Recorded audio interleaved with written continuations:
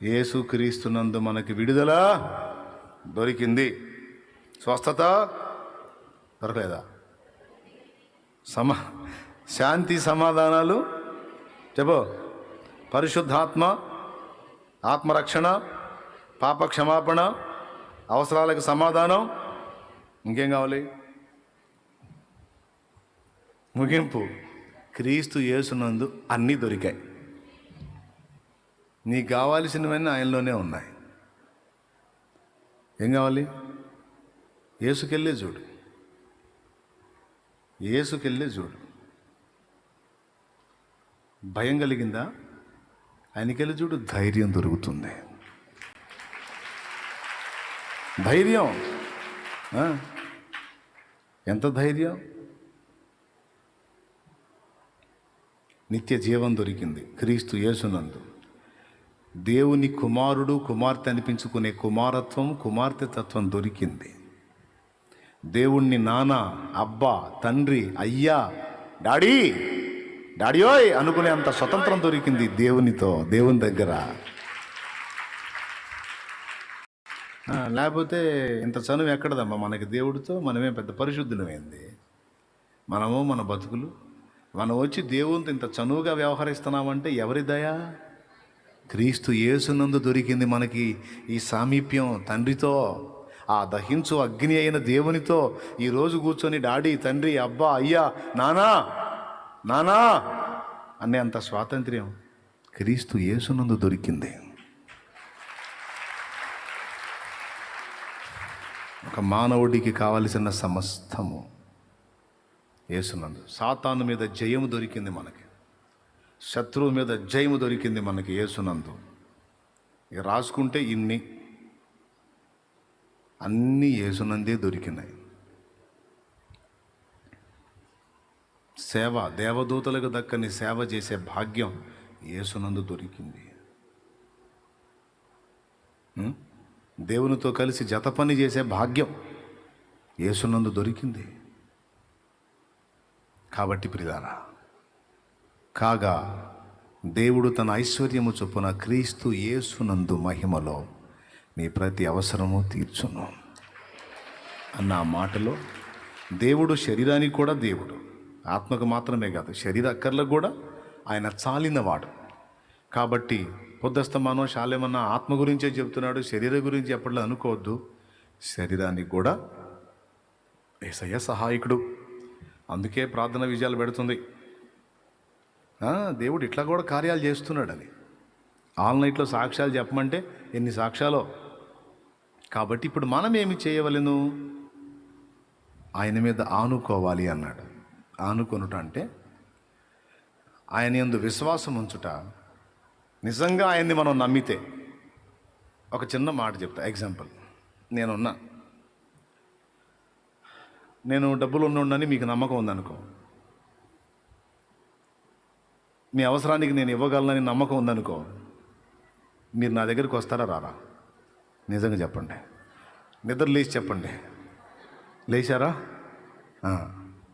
వస్తారా? వస్తారా? రారా? వస్తారు. వచ్చి ఏం చేస్తారు? మరే ఏందమ్మా అంట. నేను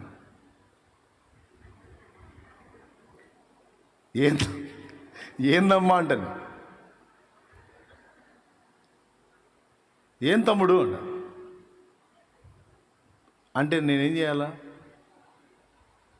నా దగ్గరికి రావటం, రెండవది నన్ను అడగటం అనేది ఉంటుంది. వచ్చి నన్ను అడుగుతాం, నా మీద నమ్మకం ఉంటే. అలాగని అందరూ కలిసి నిజంగా వచ్చారు, ఎటు పోవాలో నాకు కూడా తెలియదు. అయితే భయం లేదులే, ఒకవేళ అందరూ కలిసి వచ్చినా కూడా యేసయ్య ఉన్నాడుగా, అది ధైర్యం. హల్లెలూయా, హల్లెలూయా. కరోనా టైంలో ఆ ధైర్యంతో నేను రండి అని చెప్పింది. నిజంగా ఎంతమంది వచ్చారు అంతమందికి ఇచ్చేటట్టు చేశాడు దేవుడు. ఒక పక్క ఇస్తూ ఉండి ఒక పక్క వస్తూ ఉన్నాయి. మామూలు విషయం అసలు. ఈరోజు ఇప్పుడు ఈ పరిచర్య జరగటం కూడా ఒక వింతే. ఏంది మనం చేస్తున్న పని సామాన్యమా? ఒక నెలకొచ్చి 40 నుంచి 50 క్వింటాల రైస్ వండి పెట్టడం అంటే ఏంటండి? ఎట్లా సాధ్యం? ఆయన వైపు చూసినందున జరుగుతుంది ఈ కార్యం అంతా. ఆయనే ధైర్యం, ఆయనే భరోసా, ఆయనే. ఒకవేళ నేను అన్నానని నిజంగా అందరూ వచ్చారు అనేది ఏం లేదు. రాండి నిజంగా, లేకపోతే ఉన్నదే తలా కొంచెం. ఎప్పుడు అడ్డు పెట్టాం? అబ్బా ఇంతమందికి ఉందా? మీరు తెచ్చిందే ఉంటుందిగా, అదే స్తోత్రం. అవసరమైతే దాన్నే దేవుడు దీవించి డబల్ చేస్తాడు. నా దగ్గర ఉంది అనే నమ్మకం నీకుంటే, ఇచ్చే మనసుంది అనే నమ్మకం నీకు ఉంటే ఖచ్చితంగా నువ్వు అటు ఇటు వెళ్ళవు, నా దగ్గరికే వస్తావు. రెండవది, అడుగుతావు, అడిగి వెళ్ళిపోవు. నేను ఇచ్చిన దాకా నిరీక్షిస్తావు. ప్రైస్తలో ఈ రాత్రి అది చెయ్యాలి మనం. యేసయ్య శ్రీమంతుడు అని నువ్వు నమ్మితే, ఆయన ఎల్ షడ్డాయ్ సర్వశక్తి గలవాడు అని నువ్వు నమ్మితే, ఆయన్ని ఖచ్చితంగా ఆశ్రయిస్తావు, ఆయన్ని అడుగుతావు, సమాధానం కొరకు నిరీక్షిస్తావు, ఖచ్చితంగా సమాధానం పొందుతావు. మనిషిని నేనే, నన్ను నమ్మి నమ్మకంగా నా దగ్గరికి వచ్చి ఆశ్రయించిన వాళ్ళకి ఎంతో కొంత న్యాయం చేయాలని అనుకుంటా నేను. అదే పాపం ఆశించి నన్ను నమ్మి వచ్చారు, ఎంతో కొంత శాలేమన్నా హెల్ప్ చేస్తాడని వచ్చారు, నేను చెయ్యాలి అని.